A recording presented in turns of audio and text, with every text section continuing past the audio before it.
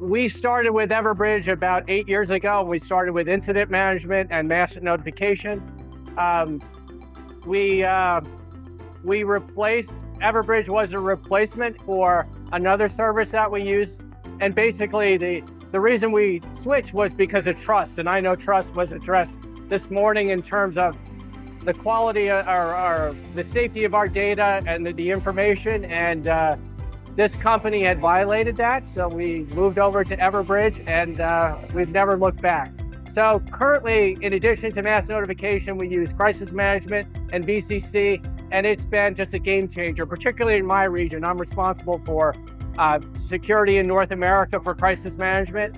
And I don't know how I could do my job effectively and meet my expectations and my leadership without the tools and the services that Everbridge provides to us.